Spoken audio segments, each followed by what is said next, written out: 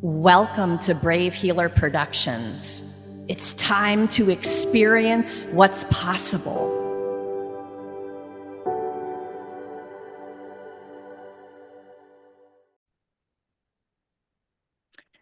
Okay, so said a couple of these things before I hit record, but I just want to tell you all that I am excited about what's happening on LinkedIn. And since losing the platforms, Facebook and Instagram in November, I went to Holly and I'm like, eek, help me with the LinkedIn because I know this is part of what you're doing. And she's helped several of our author clients get started. She's helped me get started. And as I was saying before, it's already visible the impact of being on LinkedIn versus Facebook. I can see the comments, I can see the impressions. Carolyn found the event because I'm posting on LinkedIn, like that we've already said is a win. It's like when you can really connect with other people and then outside of your community, people you haven't met yet. That's the whole, fun part of this. So Holly and I have been collaborating for a while. I have been a client of Holly's in her amazing business coaching strategy. There's like, it's hard to describe her really. So I'm going to let her introduce herself and really tell you, what her expertises are. But the way that I describe her to my friends who are looking for business coaching is, it sounds kind of like she's way more than a business coach. She's very connected. She does more than give you strategy. She connects you to the people you need to know to grow the business beyond just telling you the awesome strategy. So she's just been one of those people in my business life that has helped me take things up to the next level. And so, Holly, I'm super duper grateful and honored to have you here and to have you help us today. Turn it over to you. Thanks. Thanks, Laura. I appreciate that. Let me get the text set up and then I'll do my introduction. Oh, I need you to let me All share right. my screen. Got it. One sec. Got magical things to share with you guys today.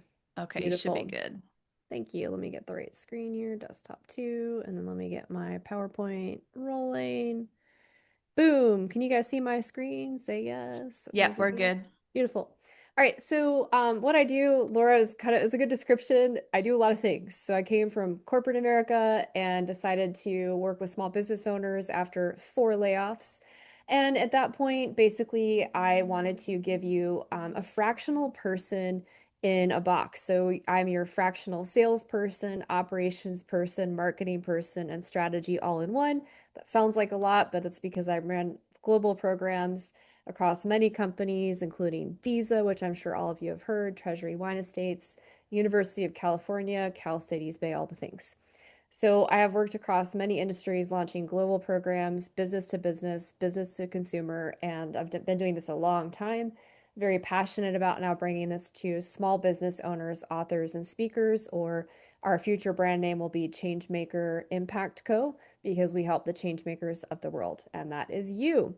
So today we're going to talk about one of my favorite topics, and that is how to use LinkedIn to be booked out and standing out in a way that's actually authentic and aligned to how you want to be seen online instead of feeling like that sleazy car salesman or leveraging or over leveraging AI where it feels not real and inauthentic. Okay. So, LinkedIn, for those of you who have not used LinkedIn, you can put something in the chat, you can raise your hand, you can share like you have not used LinkedIn.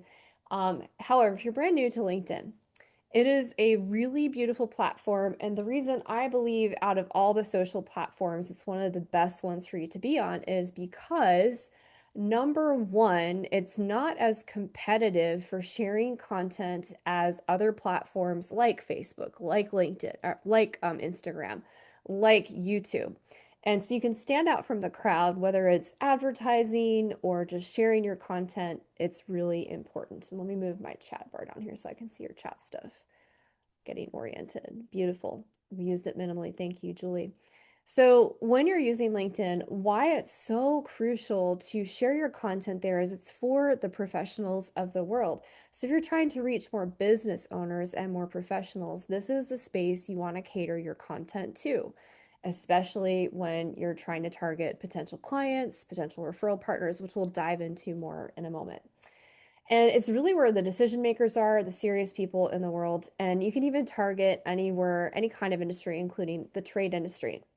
And as if you're trying to target, for example, recession-proof industries, they're also active on LinkedIn. Every single corner of the world and industry of the world is on the LinkedIn platform.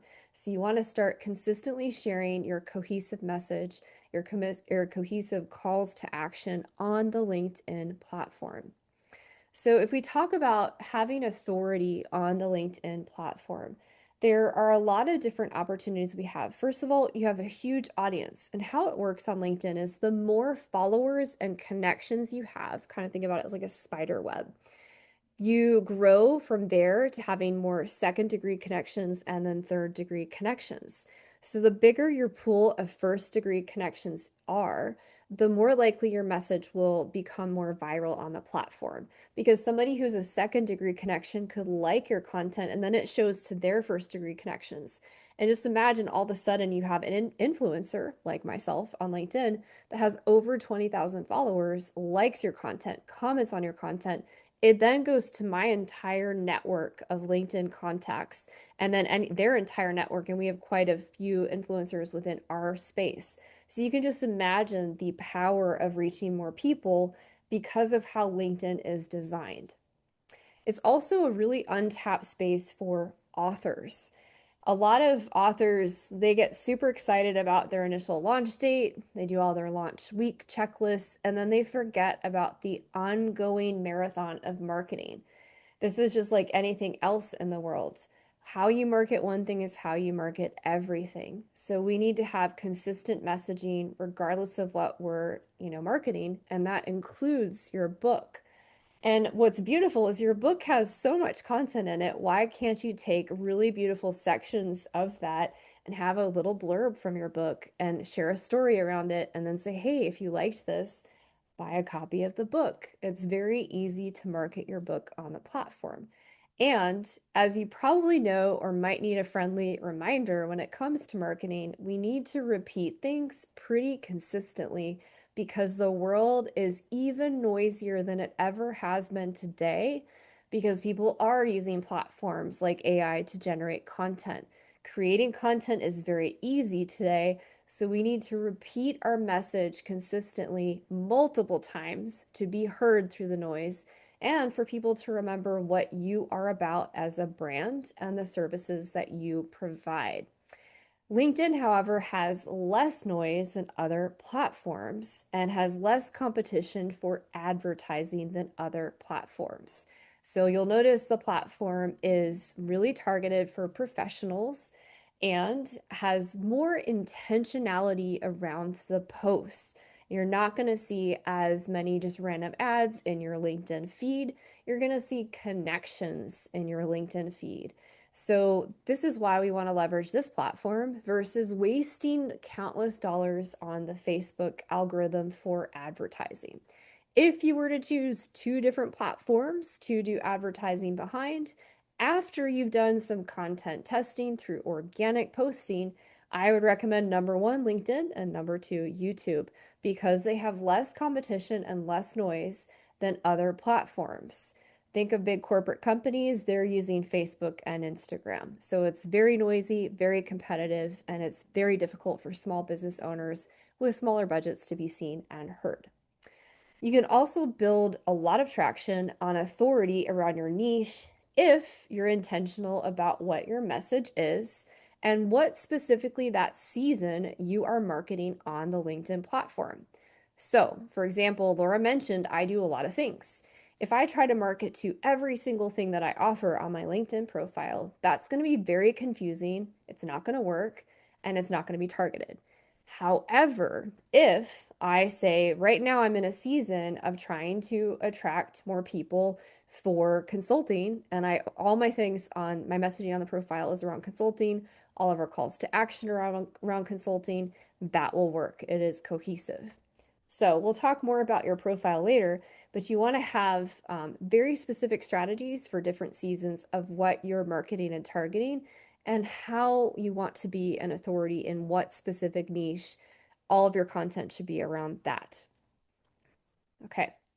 So, what most authors think LinkedIn is, and also what most small business owners think LinkedIn is, they think it's really salesy, right? They think it's overwhelming. They think it's only for corporate people. They think it doesn't work. Well, you guys, 75% of our revenue stream comes from LinkedIn and collaboration, and we grew 100% last year. Let that sink in. It works. And guess what? It works for our clients who use the system that we build with them and for them. That's how powerful this tool is. And yeah, it can be salesy. And sure, you're going to experience some of that salesy stuff because that's just being a human. You're going to see that on all platforms, but you're going to see less of it on LinkedIn than other platforms. And there's a way to do this that's not salesy. So that's the good news. And guess what? When you're not salesy, that's actually what creates revenue. When you're salesy, it doesn't work. So those people that are driving you crazy, I have actually tried messaging occasionally if I like their profile, where I say, "Hey, does this ever work for you?" Because I had a very ick reaction to this message, but if you want an actual system that works, let's have a call about that. I've actually landed clients that way from people who did it the wrong way because they're like, "Oh goodness, that there's another way." All right, so what LinkedIn is really about. LinkedIn is how you build your tribe, your professional tribe. It's how you get collaboration partners. It's how you build a calendar full of calls. It's how you build the people you want to do business with. It's how you build people who can cross promote your materials. It's a way to build credibility for yourself as an author and a business owner, if you're a speaker as well. And it rewards people with a lot of connections who are using the platform to grow their community. And when they couple growth alongside content that's consistent with what they're an expert in, they reward that over time. So the LinkedIn algorithm, how it works, is based on consistent growth of connections as well as how consistently you're posting content, how well engaged your content is. And by engaged, I mean views, likes, comments, reshares, how much people are connecting with your content. Okay. And then, of course, LinkedIn also allows for live streaming, but LinkedIn has specific requirements for live streaming, including you need to have a certain number of connections, a certain amount of authority, meaning cohesive content, like we just covered, before you're allowed on your profile to do live streaming on the platform. But live streaming is also a really beautiful way to build your community on the platform. So that's how LinkedIn actually works for authors.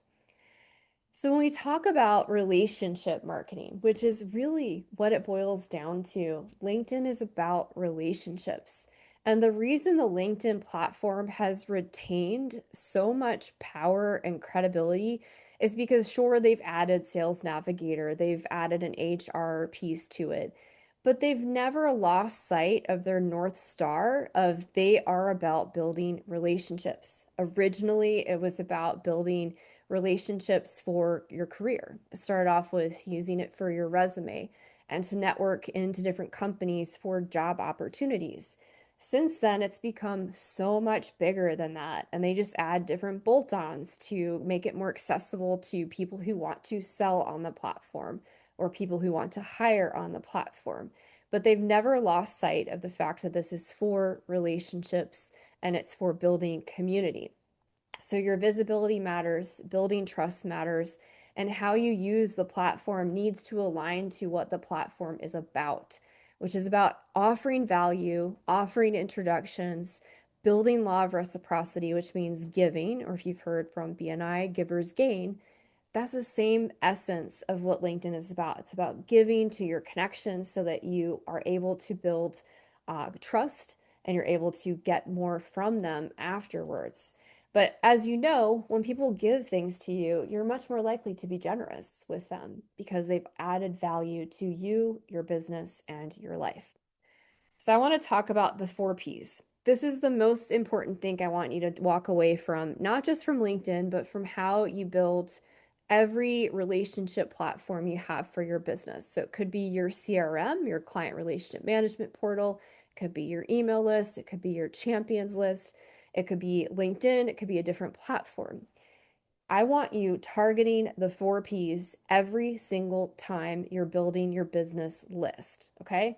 The first one, these are kind of out of order. First one is your potential purchasers. So these should be flip flopped. Your potential purchasers generate revenue first. These are your clients or your potential clients. We all know running a business requires having a pipeline. As authors, this means people that are your readers. They're your possibly your publishers, your supporters, the people who market your book. So for authors specifically, it's building your book of business, pun intended, of clients so that they can actually read your book, share your book, and become really big experts in that space. So we want to connect with potential partners as well. So potential partners, number two, help us get more of our potential purchasers. These would be people we can collaborate with. So Laura introduced me not just as somebody who she's worked with, but we actually collaborate. So partnership and collaboration means they can refer you additional clients. They can also collaborate and partner with you on building new platforms, new events, new materials to grow your network, to help you attract more purchasers. So, for example, with authors, it could be marketing agencies that want to partner with you to share your message. It could be holistic companies who would want to offer your book in their office for their clients. It could be even other business owners who want to include their book as a copy as a gift for onboarding new clients, right? So these are some different opportunities for how you can add value to those partnerships and ideas for who you can have on your partnership list. For me, for example, publishers like Laura are really great partners because we help authors with marketing their books. Beyond the things that Laura does for marketing, we do big launch things, etc. So that's just like a natural partnership, right?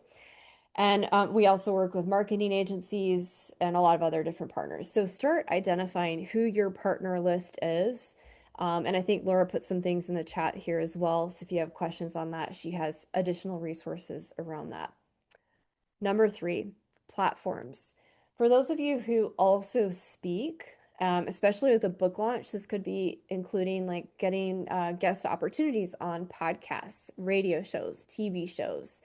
It could be speaking on a stage locally, it could be as small as a local BNI, a local Chamber of Commerce, a local MPI, which is Meeting Planner International, to then get onto bigger stages and bigger platforms in front of bigger audiences, which are there so that you can get more of number one and number two. When we speak on stages or the correct platforms, we want more purchasers and we want more partners. So you can kind of see how this builds on itself. So, for example, if I'm Laura and I am trying to attract more healers who also potentially want to be authors, I probably want to speak at conferences that are for holistic healers or holistic medical practitioners or people in different platforms so that I can attract more of them. Okay. So that's the number three. Number four, we've got promoters. What does that mean? So, promoters and partners are similar but slightly different. Promoters are going to be your people who are influencers or they have a big list, but they're also people that are non-competitive partners. So imagine like I have a big list and then I'm partnering with somebody who has a smaller list. I would be considered a promoter because my list has bigger reach and we can cross promote our materials, but I'm promoting them because I have a larger audience and a larger network to share it with. Essentially, promoters are people that can cross promote your materials, your offer, in this case, your book, to a larger audience to get more eyeballs on it and more purchasers and more insights. So on LinkedIn specifically, you're looking for people that have over 10,000 connections as you start building your connections on LinkedIn, who are also non-competitive partners. That would be for category number 4. When you target all of these 4 categories, they all generate revenue. And that's why I want you to be thinking about these 4 buckets as you expand and build the relationships in your business in every platform, but in particular on LinkedIn. Because just like any other platform, you can get fake subscribers, you can like just randomly connect with people. But when you do this intentionally, that's where you generate relationships, that's where you generate revenue, and that's where you generate incredible momentum that builds movements. Okay, a deep dive into potential clients and readers. Okay, so when we're building relationships and trying to sort out potential clients and potential readers, I want you thinking around not just who you're connecting with, but how your content is targeting your potential buyers. So for books, choosing excerpts of the book that you can share and then having people engage by adding a comment. Not every call to action should be to buy something. In fact, 75% of your content should be just engaging and adding value to your audience. Because again, LinkedIn is about relationship building, it's not about sales. Sales just naturally come as you share what you do and what you're talented in and the pain points you address, and you educate and offer value to your community. Sales naturally flow and they just come. People will ask you where they can buy the things if you do this correctly. So 75% of your content, when we think about the lens of your purchaser, should be about educating people who want to read your book. What is the pain point you solve? And if you want a simple framework for this, you've got kind of 4 different pieces of this. You've got your hook. You want to hook them right away. So what is the hook? What's the thing that's going to catch them?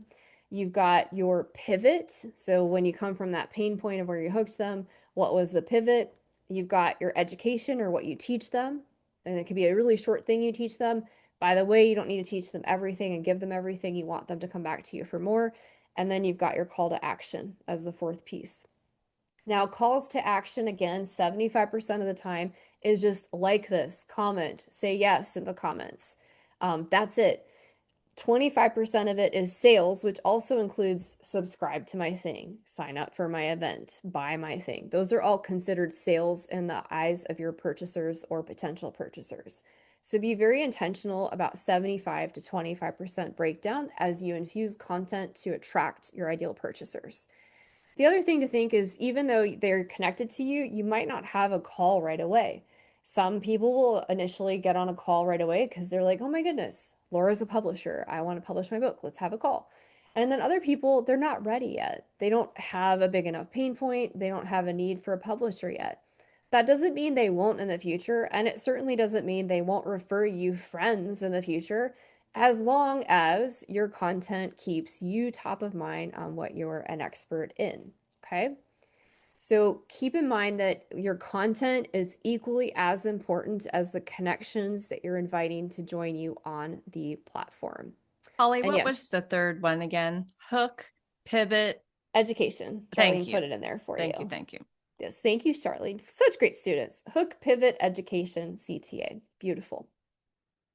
All right, so next up, we've got a deep dive on our partners. So, for your partners, these are people, again, non-competitive business owners, typically, who are serving the same audience as you. Okay, so let's say I am a life coach. Okay, and I am trying to get more young people into my program. Like my ICP or ideal client is somebody 18 to 25.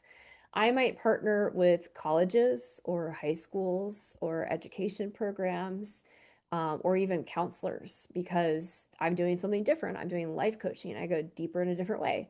I might also partner with therapists because therapy is different than life coaching. So you can kind of think like this is the ideal client or ICP or avatar, and this is how I serve them. This person or this type of business also serves them in totally different ways that are not competitive. There might be some overlap, but not a lot. Side note on competition, Yeah, we don't want to have partners necessarily do exactly the same thing. However, quite frankly, some of my best partners are exactly that. And the reason it works is because one, neither of us views anything as competition because there's plenty of business in the world, plenty of people in the world. But two, we have different chemistry with different clients. So while it's great to find non-competitive partners, also your competitors can be your best referral partners. I have people that do almost exactly the same thing as me, and they're really great referral partners because we might have a sales call and it's not a fit, and that's okay. Or I can say, I just don't feel intuitively called to work with this person. Great, I'm going to refer them to Rebecca. Okay. So, as you're examining your partners, be very intentional about the values you have for your business, what you're looking for in collaboration partnerships that work, and what you're not looking for. And then listen to that still small voice inside of you, because if you don't, the worst thing is a breakup of partnerships, and those are never fun. So, just be very intentional as you build out your partnership and collaboration process. Okay. Next up, we've got platforms.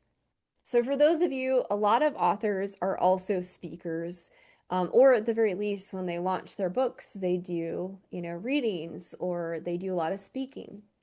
And let me answer this question because we still have time. So, Julie, before we go to platforms, asked, can you talk a little bit more about values of your business and making sure they're aligned? Yes. So, in terms of your values, for example, we value harmony, we value freedom, we value intimacy, which is like just community, and then we value inspiration. So if I have a potential collaboration partner that doesn't like, there's a lot of conflict, there's like a lot of weird energy because I value harmony, that's completely out of alignment. Like somebody who's like really dramatic and has a lot of conflict, that's not going to be a good fit. Another example would be somebody who's got like a really rigid structure, and doesn't allow any flexibility because I value freedom and the business values freedom. That's probably not going to work, or like they're just lacking like creativity. That's not going to be a fit. If I value, for example, inspiration and this person's like constantly a downer or looking for the negative, that's probably not going to be a very aligned partner. So that's what I mean. And so, how we kind of weed that out in our process, we have an intake form that has questions that kind of, in a backwards way, ask people to show their true colors about their values. And one of them is like, hey, who are your top five competitors? The people who are 100% our partners will list their competitors, but they'll also say, but I don't see anyone as competition. And that's the right answer. Okay. Um, but like, we're not saying, hey, do you value harmony? No, we're asking a question that helps us kind of weed out who the perfect fit is. And I mean, that's not to say that people that list their competitors are wrong. A lot of the times they'll get on the call and they're like, well, yeah, I listed that because it makes sense from a market competition perspective. But I actually find my competitors can also be my biggest allies. So that's kind of what we're looking for there. All right, so back to platforms. So with platforms, these are anybody who has a community. So you can imagine not just physical stages that you're on, and speaking at, like conferences are traditionally platforms or stages, but if you're new to speaking or you're just launching a new product, or in this case, a book, you can also partner in a lot of creative ways to create your own platforms or leverage existing local platforms. I mentioned earlier on, you can look at like your local chamber of commerce if you have businesses and people that would be valuable to get in front of. You can look at Toastmasters locally. You can look at Meeting Planner International. They typically have different chapters in different cities and states. These are some local organizations you can leverage. You can also leverage BNI groups, and you can just visit. You don't need to join them. You can just kind of like drop in and share what you're doing.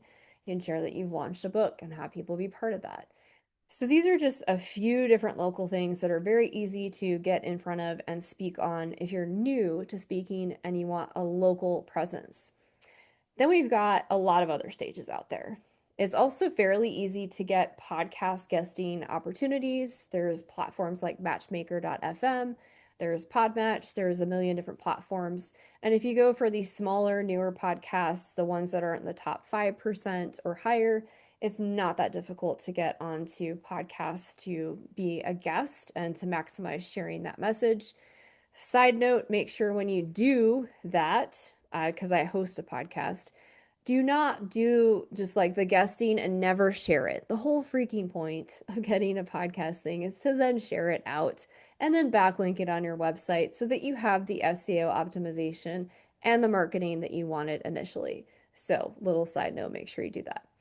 It's also great to get on radio shows and TV shows and other platforms to maximize your message. Guess what? You can find all these on LinkedIn. Okay. Next up, we've got our promoters. So we talked about this earlier. Promoters are people that are influencers. And what means somebody's an influencer? This is really funny. Somebody the other day was like, Holly, you're an influencer on LinkedIn. I said, really? When did this happen? So like people tell you you're an influencer when you arrive at the influencer status. Essentially, it's somebody who has a big reach on a specific platform or multiple platforms. And they're considered an expert or a trusted voice on that particular platform because for a number of years they've been consistently posting content on that platform. Everyone here, your job is to become an influencer on LinkedIn because this is one of the biggest tools that will help you grow your reach, your relationships, and your revenue. And we want all three of those R's. So you want to start attracting people who are your promoters and influencers on LinkedIn.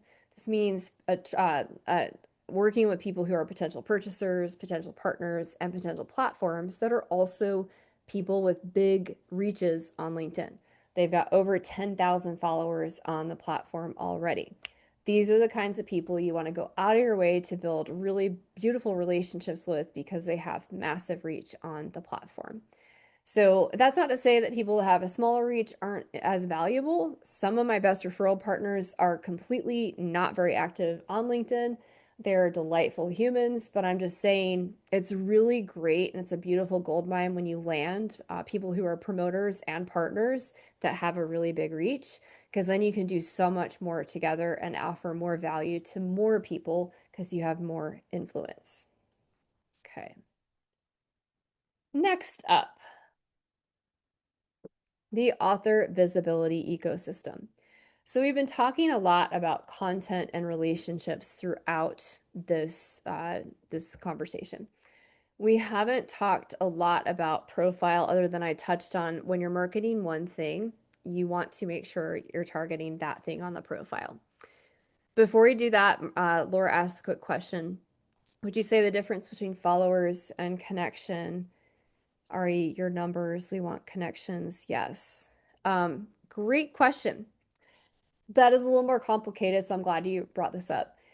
With LinkedIn, you have a limit on how many connections you can have. Don't worry, it's a really high number. It's like 30,000, I think, or it might be 50,000, somewhere between 30 and 50,000. So followers is unlimited. Okay. So you want both. However, as you get closer to 30,000, like we are, we have an SOP, standard operating procedure, for removing connections that haven't been active or are not aligned or are in specific parts of the world that have not really led to relationships that are really, practical or positive. So for example, for a while we had a lot of connections that came in from like India, and we don't really do business in India, so we're disconnecting those over time because we're getting closer to the threshold, and then our connection automations won't work at that point. So you want followers, but also you want connections. But eventually you'll get to a point where you have so many connections that you're going to be cleaning the connections list. Unless you're already close to 30,000, don't worry too much about that yet. We're early on, you want connections because these are people you can message and you can build a relationship and get them on calls. So initially connections, but long-term strategy, followers. Hopefully that makes sense. Okay, author visibility ecosystem. Your profile. Your profile matters. Here's why. Imagine like in your business, you've got your sales page, right? And your sales page needs to be pretty good if you want it to convert. Your LinkedIn profile page in the LinkedIn sphere is that, okay? So if I want to land a lot of speaking gigs, I want my LinkedIn profile for that season where we're going after speaking gigs to be about speaking. The first thing in my headline is going to be like international speaker, TEDx speaker, whatever, speaking things. And that's not to say that you can't also market other things, but you're going to have seasons where you're going really hard on a book launch or speaking or a class you just launched or something, right? So your LinkedIn profile will change depending on what your strategy is, okay? And also, here are the important components of your profile. And bonus, Laura just put in her LinkedIn profile, which we helped her edit. So you'll notice her headline is SEO optimized, which is search engine optimization, which helps the algorithm so that as people search on LinkedIn for a specific type of individual, specific type of title, they can find Laura more easily and more readily. Also, as the LinkedIn algorithm goes through for things, it could also target Laura as a co author on bigger articles that LinkedIn is marketing to a bigger market. So, as you elevate up in the LinkedIn ecosphere, you'll be invited to co author specific publications as an authority and trusted advisor on the LinkedIn platform. So, you want your headline to be SEO optimized for those things. Additionally, you want your banner image across the top to be really aligned to exactly what you're doing because it's just like your website. It's above the headline, exactly where you want the content to show, and you want to capture that person right away. So it needs to be specific to what you're actually marketing for that particular season, or you will lose them. So think of it as your hook, your headline, and your banner image. Those are your hook. You've got less than 3 seconds to capture somebody. So we want to make sure that's like really in their face and they're really excited about that thing. Also, your about section you're going to want to have. That's really important. It should be aligned to what you're doing. The featured, and I'll get to your question in a minute, Charlene. You want the featured links to be really important. And by the way, you want to put them in order backwards of because like the most recent one you add will show first. And then, of course, your business, if you can, create a LinkedIn business page so that it looks more professional under your professional experience area. Those are just very quickly the important pieces of your profile. Quickly and get to these questions, and then we're going to go to the next slide. So Charlene said verification and premium. Verification does matter. Premium matters less than Sales Navigator, and we'll talk about that later. Michael asks, what about slideshow banners? No, you don't need that for LinkedIn. I don't even know that they allow that, but good question. Okay. How to show up without feeling salesy. So we've already talked about this a lot, but we talked about 75 versus 25% rule of content should be adding value, should be educating, should be helping the person 75% of the time. That's what I mean by leading with value. Also, offering connections to people. So if somebody reaches out to you and they have a specific kind of connection they want, making that introduction, adding value. That's adding value. And then, of course, sharing your story. And hey, I don't need to tell you authors, you should be really talented at sharing your story. But if you use that 4-step process we talked about earlier that Laura typed out for you with the hook, the pivot, the education, and the call to action, and use that as a storytelling framework, it makes your content calendar very easy for sharing consistent value, consistent stories, and consistent value that's not salesy while building relationships there. Okay. It's really just asking if you were in the shoes of the person you're connecting with, how would you actually offer them value? And if you show up that way, where you just want to offer value and give to them, that's how you build relationships. The how you don't is you don't just get on a call and immediately try to sell them. You don't connect with them and immediately then say, "Hey, buy my book." That is not how this works. And if you try that, I guarantee you're going to be very upset with your results because it won't work. Okay. All right. Authentic outreach that does work. Number one, you want to personalize this. You want to make it authentic. It needs to align with you. It should be like we talked about values earlier. It should align to your values. It should align to your voice. Love that you guys are all connecting your LinkedIn profiles in the chat. I recommend you connect with each other because that's what it's all about. You can grow your connections right now while we're talking. Do that. Also, find me on LinkedIn and connect with me because I am already probably out of connections. So, like, just send me a connection request and say that you're from Laura's community, and I'll accept that after we get off of here.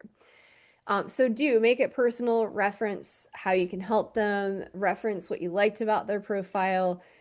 Just talk about how you want to build a relationship. What you don't want to do, like I just said, there is nothing less attractive to me than somebody connecting with me and it's like a thoughtful message. And then the next message is buy my thing, or it's like this long soliloquy or monologue of like how awesome they are with ego involved. And it's like, buy this or sign up for this. It's like, we just met. Like, we're on our first date.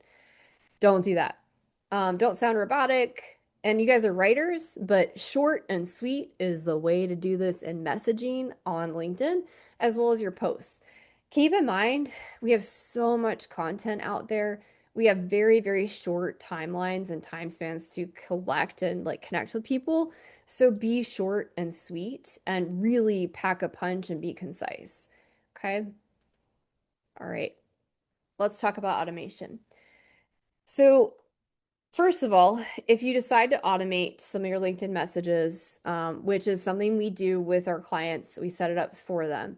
The reason we set it up for them is because a lot of people do this the wrong way, and then they end up in jail. And this is where you can lose your LinkedIn account. So, number one, automation is not something that's technically allowed on LinkedIn. So, anytime you're doing that, you are taking a risk. However, you can automate in a very safe way where you're not going to end up in LinkedIn jail if you follow specific things. We use a platform called Walaxy. If you want the affiliate link, you can use that. Um, do not go to LinkedIn jail. Yes, do not combine automation platforms on LinkedIn. If you hire marketers, make sure that you clarify like if you're already doing automation, that you're not going to use another automation on top of that. If you go to an event, you want to pause your automation so you can connect on LinkedIn. These are really important things when you play with automation on the platform. What I like about Walaxy, which by the way, when you use our affiliate link, you get 2 months free to play around with the platform, see how it works for you if you want to try it on your own. I like that they automatically set it up underneath the threshold of what LinkedIn allows in terms of daily, weekly, and monthly quotas. I recommend if you do set it up on Walaxy on your own and experiment, when you go to the settings, you lower the threshold below that as you ramp up so it doesn't look like out of nowhere all of a sudden you're blasting all these connection requests. So just be really careful there. Other side note, Walaxy, if you're going to use automation, does require Sales Navigator, which is not free on the LinkedIn platform, because that's how you're pulling prospects into the Walaxy space. But what's beautiful about automation is you can create automatic connection requests to all of the 4Ps, and you're not doing it physically and manually. Now, my other recommendation as you experiment with automation is do not, I repeat, do not automate past your first connection request message. Why? Because it's going to be obvious. And then people are going to say you're automating. They're going to be really disgruntled. They're going to be really angry. It's not going to give you the vibe you want. You're going to be that salesy, gross person that's using AI and automation. And technically, it's also against what LinkedIn allows you to do. Hey, Holly. So, yeah. I want to slow you down here because I think this is super important. I just want everyone to like take a breath and really hear this. When Holly started helping me with this part of things, I crafted the first message. So it's the automation is really just a way to reach out to more of your perfect people with your personal message. And then after that first one goes and they respond, now it's you personally. The automation does not take over the rest of that conversation, is what Holly's saying to you right now. So, this is why this has worked so well for me because I only have so much time in the day. I need the initial reach outs to be done by a team so that I can go teach and do my other things. But then once those perfect people respond, that's the gold, you guys. Now you go create the relationship. So the Walaxy LinkedIn combination is how I've been doing that to reach out to the perfect awesome people that I want to meet, not just like everybody on LinkedIn. So I just kind of wanted to slow your train just for a half a second, Holly, because they really got to get why this works. So many people have resistance to LinkedIn automation because you all have received bot messages that Yeah. suck. And so this is different, and it's why I'm doing it. It's authentic. Yeah. And I'd love to go deeper on this. You guys, each of you will have an opportunity to do one-on-one if you want on this. But what Laura and I set up is an hour and a half setup. So um, this is like kind of high level do's and don'ts of if you want to play with automation, be very careful, research it if you're going to do it on your own. So this is something you can use there. And I want to make sure we have some time at the end for questions. So I've got like, I think 4 slides to get through before we get to the end here. And I don't want to go past our time. So your book launch strategy using LinkedIn. So pre-launch, there's some buckets you can use here, like teasers, stories, the date you're launching the program, what the cover looks like. Laura gives you tons of beautiful things you guys can use as content to really get more people on your launch team. And Laura creates the launch forum for getting people on your launch team. All you need to do is build beautiful stories, beautiful content to then build that launch team and share excitement and get engagement about the book that you're launching. And how that works for you collab authors is that's also going to start attracting people who want to be part of that process. So you can think for pre-launch as a collaborative author will be slightly different than pre-launch as a solo author. And so you really want to build the excitement there. And the earlier you start this, just like with anything with marketing, the better off you'll be to really build traction. For launch, you want to really have a lot of celebrations. You want to be able to tag your promoters, tag your influencers, tag the partners you build, tag people in posts. Because when you mention them after you create a post, it then goes out to their sphere of influence and then they can comment. And the more commenters you have on a post also gets the actual post more readability and goes to a larger audience. You also can start booking more stages by using automation or just using connection requests to people who are podcasters, conference leaders, etc. And then ongoing, of course, we already talked about content strategy and how you can post about your book and how to get the book, how you can get it on Audible when that comes out, if you're doing that. Lots of things you can do ongoing to keep the book sales alive and keep engagement alive as an author. All right, just wanted to share some quick credibility pieces. Obviously, Laura's down there at the bottom. We worked with Laura.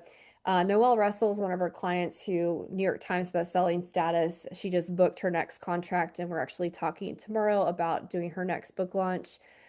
Cherish Santilli, also, we did just LinkedIn lead gen for her business, not necessarily a book launch. And she had $23,000 of revenue within 3 months of doing the launch plan. Like, that's crazy. Um, Most people who do LinkedIn lead gen with us get ROI in 2 weeks to 6 months. So it just depends on how quickly you implement the system and how good you are at sales, but it's pretty powerful. Okay. For those of you who want to go deeper and you're like, oh my goodness, Holly, this is so much, and I really want to do this, and I have more questions, go ahead, use the QR code. You can book a dream call. This is something we've set up specifically for Laura's audience only. A few of you have already done this call. So if you've already done this call, don't book it. Just when you're ready to work together, let me know. Or if you want to do a check-in call, let me know. Just send me an email or send me a note on LinkedIn. But for those of you who have not done this call, please go ahead and book that so we can dive deeper into your specific LinkedIn plan and specifically if you want support on building that out, how that works. Okay. You're welcome. All right, sorry, I skipped a slide. If you want to connect with me, I have my LinkedIn QR code there, my YouTube QR code, and my Instagram QR code there. Feel free to connect on all the platforms, in particular LinkedIn, because that's where we really put most of our content. We are actually working secondarily on YouTube. We hired an SEO strategist there, so that's also going to be growing pretty quickly. Those are our two main platforms, LinkedIn and YouTube. So we also have a podcast there. So if you want to see the podcast, feel free to check that out. All right. From there, I want to turn this over for Q&A, and I'm going to stop sharing my screen so that I can see your beautiful faces. So first, Questions. first of all, thank you. You're It's a welcome. lot, right? It's a lot of things to think about and some really, really cool kinds of strategies that I think you guys, as you move toward LinkedIn, you're going to see this working. But like anything else and any other platform, you're going to get out what you put into it. So if you're tired of things not working on Facebook and Instagram and other places you are, I would highly suggest you grab that call with Holly and get moved, just lean in a little bit towards LinkedIn. Put some of the posts and strategies that you've been doing, put them over here and watch how that works. And Holly, I have a question about what some people call pods. And I want Okay. it. So there's two things. I've been involved in pods that don't feel good. And so I got out of them because it was just like we were just commenting on random people's stuff. And I didn't really even know those people in the pod versus what if 4 or 5 of my Brave Healer friends who I do know create a message group? That's what a pod is, you guys, where let's say 5 of you lead authors, you've got all these projects going, you've got amazing work going, we've got a message group with the 5 of us.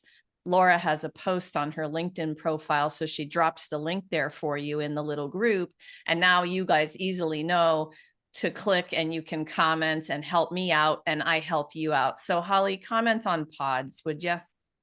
Oh, what a hot topic, Laura. We could talk about this all day. All right, so pods, the good and the bad. There are pods that are ick. They have the ick factor and they can actually get you into a lot of trouble on LinkedIn. So if you're going to create a pod, my recommendation number one is don't create the pod on LinkedIn because people get into trouble that way. So have it live on WhatsApp? a, yeah, WhatsApp, any other Okay, container that's not LinkedIn. got it. So like create it outside of the platform that the pod is for because like you can get caught with pods. Um, the other thing too is if it's clear that the same people are constantly engaging with all of your content in a specific way, it's very obvious it's a pod. Where pods work well is one, they're not on the platform and like you're sharing on a WhatsApp group or something, and you're being intentional. It's not all of your content, it's around something specific. So, for example, I had a community of TEDx speakers that I was coaching, and I said, hey, wouldn't it be cool if you guys could support each other with your talk when your TEDx is launched so that it has more opportunities to be seen? So cool, let's create a WhatsApp group for that. And then when they did posts around their TEDx talk or their TED talk, they could engage because they were fellow speakers. And that made sense because they were in a community where it made sense. And So they were my author posting, community yeah, is like that, right? That would yes, jive if I got yes. my leaders If together and okay. if they're posting not just stuff for their book and they have balanced content and they're only engaging with the stuff that they're working on collectively, that's where pods make sense. Otherwise, it doesn't, and it's very obvious. Okay. That's cool. So what about people that you see? There's one woman who has literally commented on every single post I've made. It's a total stranger to me, but she's a marketing professional, so I know what she's doing. But right. So comment on that. What do I do with that? Like, should I reach out to her and say, hey, thanks for commenting on everything, but who the heck are you and what are you doing? Like, I don't even know who it is. Um, no. So, one, if they're a marketing person, that's just them trying to like they're building up their courtship with you to then like pitch you. And Right. like that's something that people do. Uh I ignore it and then eventually they just like pitch me and then honestly I end up disconnecting, unfollowing, deleting their conversation because to me that's got a massive ick factor. Unless it's actually something I'm looking for, then I'll entertain a conversation because it's a pretty smart strategy. Or if they like offer a lot of value and they don't go straight to a sales pitch, I'll honor it still. But I let them come after me. They're like dating me in that scenario. They're trying to come after me. So I'm like, okay, we'll see what happens. I'm not gonna go to them. Um, but you'll notice people like you'll use like for example, Laura, the automation we set up with you, it visits their page first, then it follows them. Sometimes people will break that and then connect with you. Hey, I saw you visit my page, saw you followed me. Wanted to see what I can do. They're really on top of LinkedIn, like, cool, good for you. But that also means they're probably using it for sales, which is smart. Like, there's nothing wrong with that. That's exactly what Yeah. it's there for. Just be careful with how they open up the conversation. Now, sometimes these people really are your fanboys, fangirls, fan women, fan men, and that's great. Like you want that. Like I've had people come to me and say, Holly, I subscribe to your podcast. I've watched your TED Talk. I've bought all your books. Like, can we have a conversation? And like, great. That's the whole point of this, right? And it's because they want to hire me, and I get on that call, and it's like the easiest sale you will ever have. And that's the whole point of this. Those are the things you want. And you guys, today is a kind of a really interesting example. Carolyn dropped off a few minutes ago. She was in her car. She found this because I posted the event on LinkedIn. She's a stranger to me. She's a holistic health and wellness professional, perfect, possible, ideal client. She's a writer. She's done some books, and she messaged me in the chat before she left and said, "Hey, I'd really like to get on a call with you." Yay. That's a win. I Yep. mean, that's a win for me today. So, how cool, right? And she was brave enough to come to something. She didn't know me. She didn't know us. She didn't know Holly, but she was interested in the topic.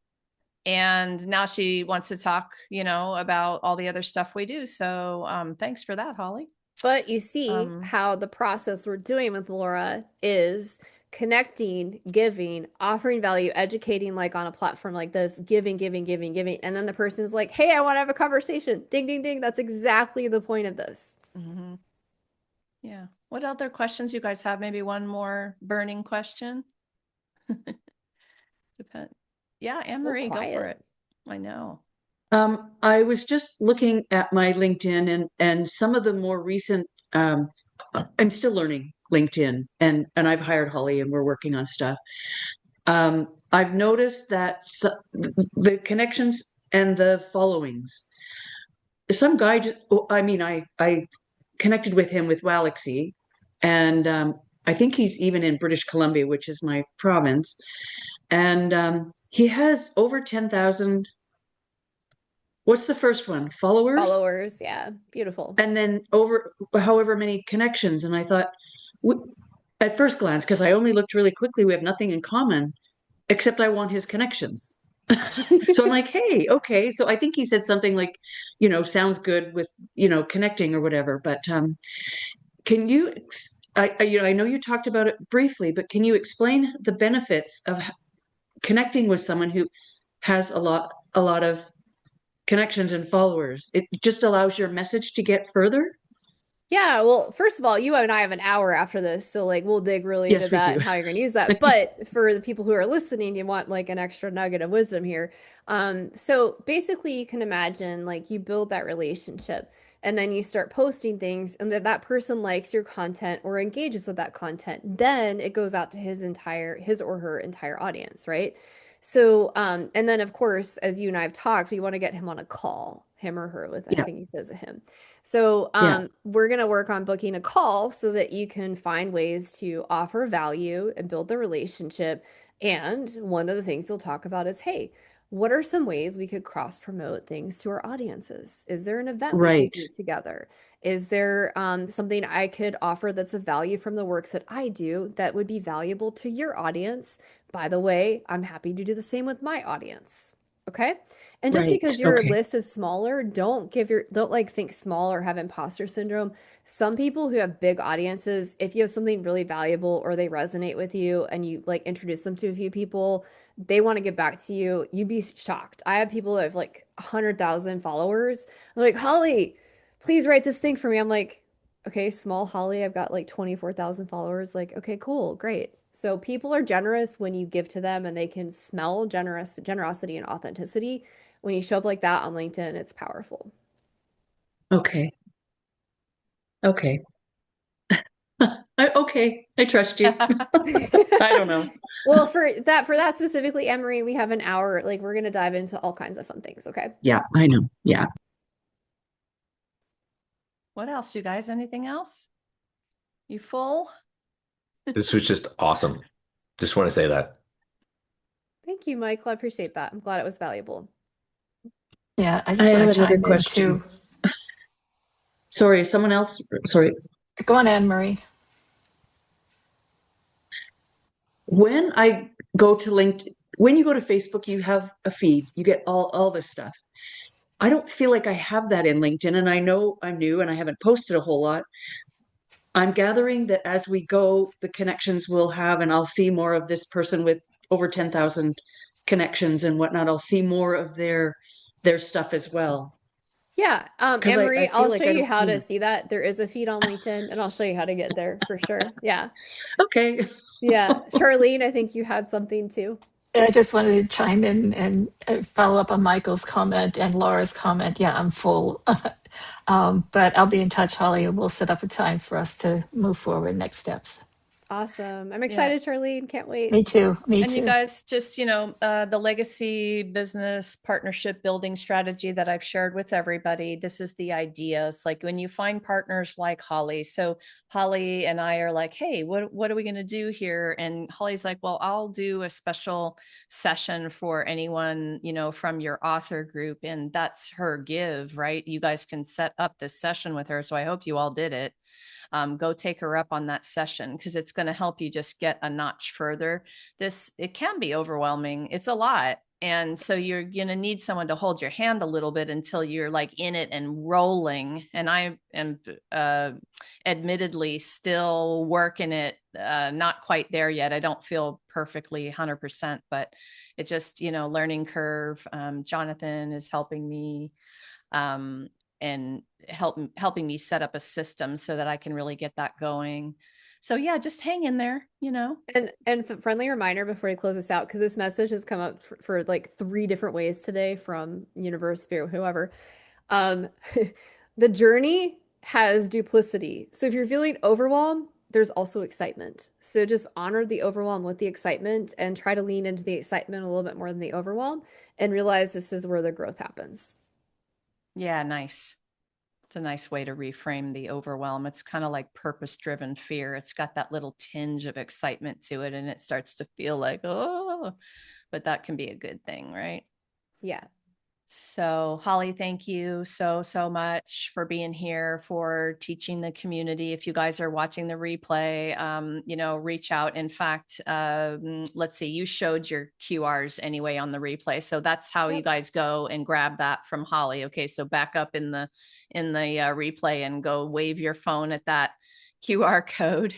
But you can reach out to me or Holly. Find us on LinkedIn as well. Go make friends with each other, connect with each other on LinkedIn as well. And yeah, I hope you guys have a super awesome rest of your day. Thanks, Laura. Thank Thank you. you. Bye.